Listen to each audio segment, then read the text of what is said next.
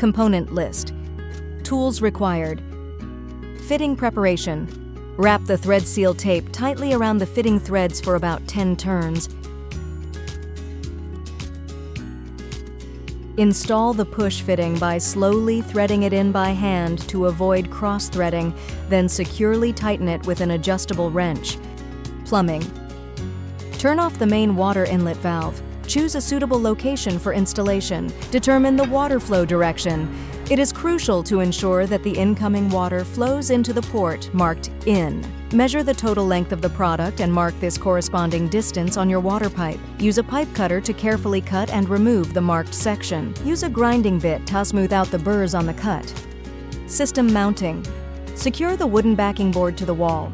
Use a spirit level to ensure the system is perfectly horizontal. Bypass installation. Install the bypass valve into your plumbing line. Filter installation. Now install the sediment filter.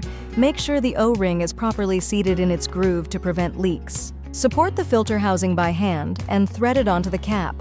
Hand tighten it first and then finish tightening securely with the provided wrench.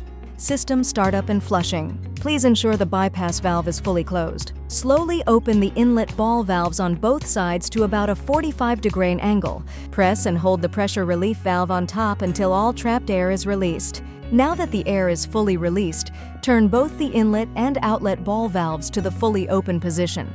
Finally, flush the system for 10 minutes. Congratulations! You are now ready to enjoy clean water.